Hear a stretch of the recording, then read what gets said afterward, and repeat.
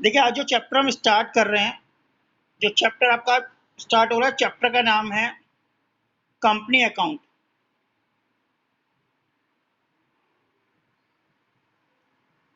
Company account और company account के अंदर ही आप सुनते रहिए, मैं इसे रिकॉर्डेड भी कर रहा हूँ, वो भी आपको सेंड कर दूंगा।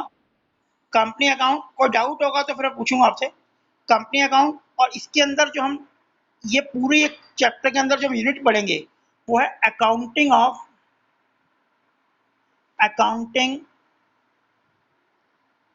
For share capital. Share capital. तो आज केवल हम इसका थ्योरी पोर्शन डिस्कस करेंगे। थ्योरी पोर्शन में हम बेसिकली क्या डिस्कस करेंगे कि भाई एक कंपनी होती क्या है, कंपनी की डेफिनेशन क्या है, इसके फीचर्स क्या है, कंपनी की टाइप, कितनी टाइप की कंपनीज होती हैं,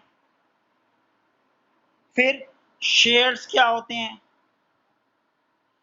शेयर्स की टाइप क्या होती है, और जो भी थ्योरी पोर्शन है इसमें कई चीज़ें आप 11th में पढ़ चुके हो, बस थोड़ा सा एडवांस आएगा और नेक्स्ट क्लास से हम इसके न्यूमेरिकल स्टार्ट करेंगे। बेसिकली पूरे चैप्टर में हमने यही देखना है कि कंपनी अपने शेयर जो इशू करती है, शेयर इशू करने का अकाउंटिंग एंट्रीज क्या होती है, शेयर इशू करने का अकाउंटिंग प्रोसेस क्या होता है, वही पूरे चैप्टर में आने वाला है कि हम किस तरह शेयर इशू करते हैं, किस तरह पैसा हमें मिलता है और उसकी हम अपनी बुक के अंदर एंट्री कैसे करते हैं।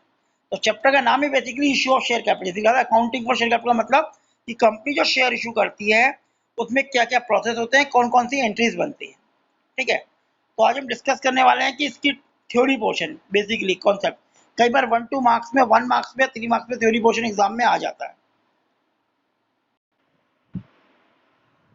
देखो दिखाया है जिसमें मेंशन किया हुआ है कि होता क्या है, कंपनी क्या होती है और कंपनी के फीचर क्या होते हैं। बेसिकली वो देखते हैं। देखो लिखा है company is an artificial person. Company एक आर्टिफिशियल पर्सन होता है क्रिएटेड बाय लॉ, जिसको हम लॉ के थ्रू बनाते हैं। जैसे आप पार्टनरशिप पढ़ते हो, सोल पार्टनरशिप अपने 11th में पढ़ी थी, वैसे कंपनी होती है।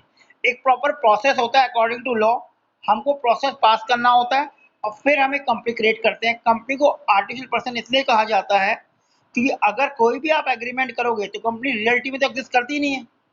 तो जस्ट लॉ के थ्रू हम उसमें एक स्टैंप बनाते हैं, कंपनी की एक स्टैंप होती है और वही सारे एग्रीमेंट साइन करती है।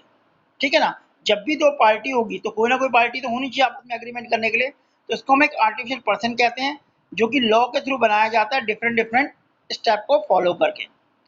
आगे लिखा है सेपरेट एंटिटी। सेपरेट एंटिटी का मतलब ये होता है कि कंपनी और उसमें पैसा लगाने वाले जो ऑनर होते हैं, जिसे हम शेयर होल्डर कहते हैं, आगे पढ़ेंगे, ये दोनों डिफरेंट एंटिटी होती है। कंपनी अलग होती है और ये अलग होती है, इनका आपस में कोई लिंक नहीं होता। शेयर होल्डर जो पैसा लगाते हैं वो कंपनी में केवल पैसा लगाते हैं, उसके प्रॉफिट में अपना हिस्सा लेते हैं। अगर किसी शेयर होल्डर की डेथ भी हो जाए तो कंपनी कंटिन्यू चलती है। अगर मिस्टर एक्स एक अकेला बिजनेस चला रहा है और उसकी डेथ हो जाती है तो मे बी वो बिजनेस लैप्स कर जाए, बंद हो जाए, लेकिन कंपनी में ऐसा नहीं होता, कंपनी कंटिन्यू रन करती है। परपेचुअल सक्सेशन का मतलब ही होता है, परपेचुअल का मतलब कंपनी की एग्जिस्टेंस बनी रहती है। शेयर होल्डर जो कि कंपनी के ऑनर होते हैं, उनके डेथ होने पर भी कंपनी बंद नहीं होती।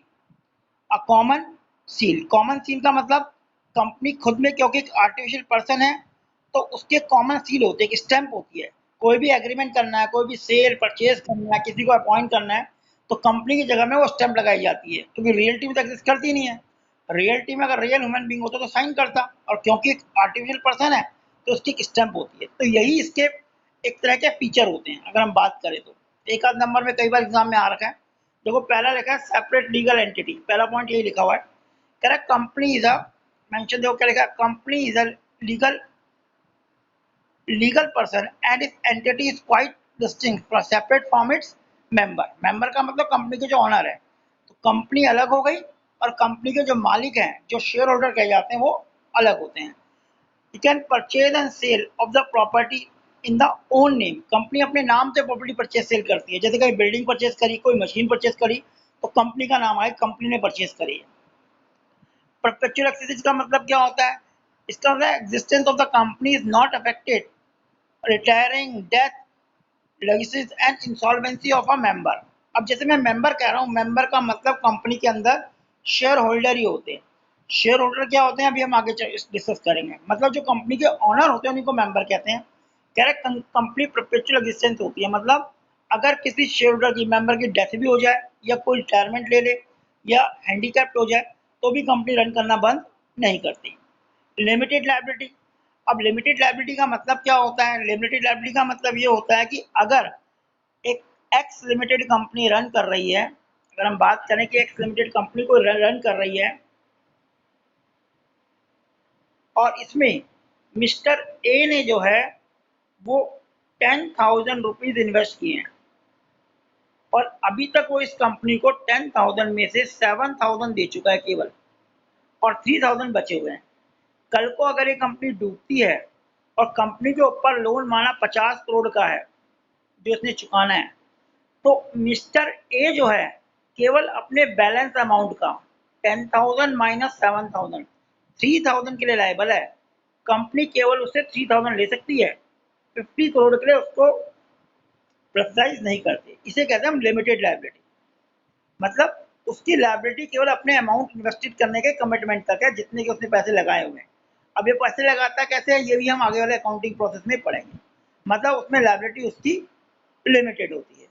कॉमन सील का मतलब क्या हो गया? Next point, common seal. Common seal का मतलब क्योंकि कंपनी एक आर्टिफिशियल पर्सन है तो वो जो भी एग्रीमेंट वगैरह करेगी तो कहीं ना कहीं तो साइन करना पड़ेगा, उसके लिए उसकी एक स्टैंप होती है और हर एग्रीमेंट में जहाँ वो स्टैंप लगती है इसका मतलब कंपनी ने वो एग्रीमेंट साइन करा हुआ है। Since the company is not a physical existence लिखा है ना, it must be authorise an agent called the director. Director जो होते हैं उसको रन करते हैं and all the document prepare by the director must bear the seal of the company. Director जो भी एग्रीमेंट बनाएगा उसमें कंपनी की स्टैंप होनी चाहिए। तो बेसिकली हमने ये पढ़ा कि कंपनी क्या हो गई? आर्टिफिशियल पर्सन हो गई, सेपरेट लीगल एंटिटी हो गई, परपेचुअल एग्जिस्टेंस हो गया। ये उसके फीचर है जो एक कंपनी के बारे में बताती है कंपनी किस तरह से होती है।